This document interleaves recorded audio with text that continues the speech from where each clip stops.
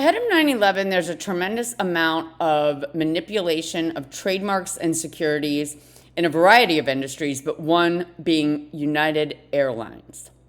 This is UALCO, which is United Airlines Company Corporation, formed in 1969 as UALCO.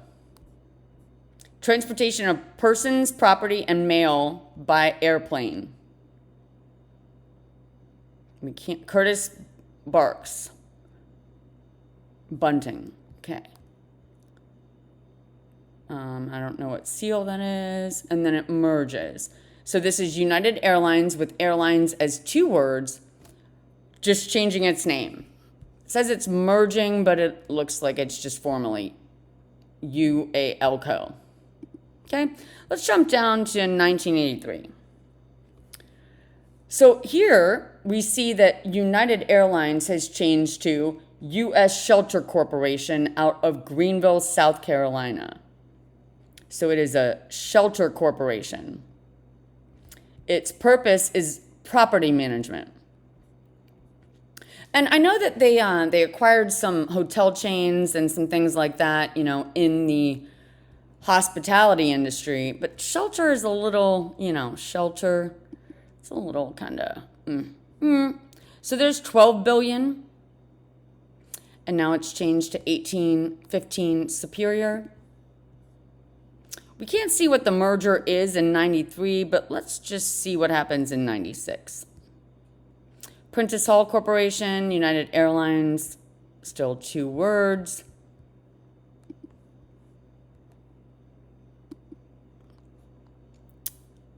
This is the master bulk upload that occurs in the middle of 2000.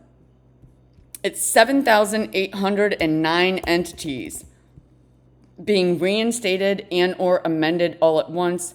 The state of Ohio is charging $3 per record based on the urgency of the request, but each of the 7,809 records were corrected and or reinstated to reflect the change of statutory agent address, right? And when you go through these, which I've done in like grave detail, you're going to find a lot of, oil, gas, but tons of financial, tons of insurance, and a lot of airlines. And so after 9/11, they then break off into these bundles. And I'm very familiar with CSC Corporation. They're the international version of CT Corporation Trust, Walters Clear, if you will. I understand what those companies do, but these specific entities, many of them are created in bundles, set up with expiration dates, pre-engineered, if you will, to merge, fold, file bankruptcy, convert, name change. And so here is the United Airlines with this charter number, which is separate from the United Airlines, where airlines is featured as one word. And of course, in 2013, it's when those two come together.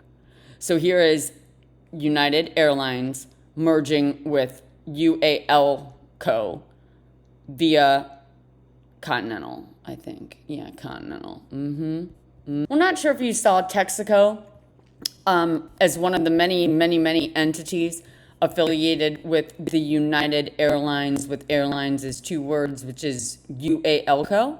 But Glenn Tilton becomes the CEO of United Airlines, leaving the oil industry, see, UALCO, within, I think, a few weeks of 9/11, which is kind of like a unique transition, going from oil and gas over to airlines, especially, directly after a terrorist attack. But what we come to find out here is Mr. Tilton is what is a bona fide double agent, no different than Jeffrey Epstein. And we can tell by a few reasons. So we come to find out that, Mr. Tilton worked at Texaco Refining and that he changes and jumps over to United, right? Well, Texaco Refining is just an entity that any of the agents or employees can be updated on the fly. One is always going to have a P.O. box so that it can, fly low beneath the radar. Here's the second Texaco refining and marketing entity. It's just another alias with Glenn listed out of this address. Now, the 2000 Westchester White Plains is the address of Texaco. Then we have United Airlines out of Charleston, West Virginia. At a different address than what it would normally be in Illinois. Interesting, huh? Jeffrey Kowalski, Paul Lovejoy, Peter McDonald, Frederick Brace, and Douglas Hacker. Isn't that funny? So here's basically his employment history. We have American Airlines, and it's just as of 2025 that it's showing him working there. That's because the UAL Corp, and it's actually this one, United Aviation Fuels Corporation, is what he goes over to. So now we're connecting the two industries, right?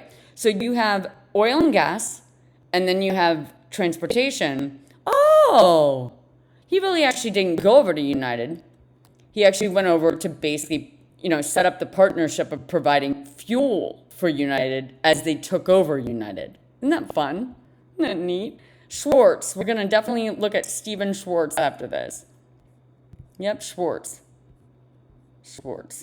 is all over this. Yep. So Glenn, we have the Glenn, the CEO. It shows that as of, 2009, he became the CEO of UAL just before it merges with United. See? And then he has Air Transport Association. So he is the secretary of the Air Transport Association of America. And if the name Tilton rings a bell, you deserve 5 stars. Charles Tilton was very much a part of this plot when it was active in the 60s, as was Nancy Tilton, cousin to George de Morganchild, who kills himself March 29th, 1977, at the Palm Beach home of Charles Tilton. Charles, I believe, Glenn Tilton.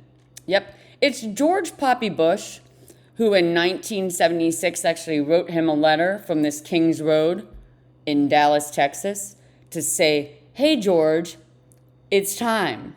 We're going to be transferring the coal, the Kennedy coal. We're going to need you to off yourself. Yep.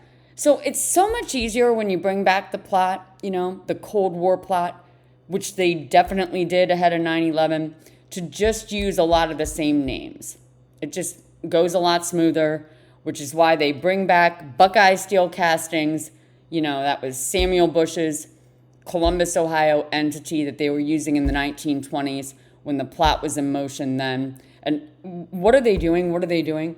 They are liquidating the Farm Bureau Trust in conjunction with Texas Oil and Steiner Stoner land patents. It's the plot to take over America. And boy, thanks to 9/11 and then thanks to COVID, they are well on their way.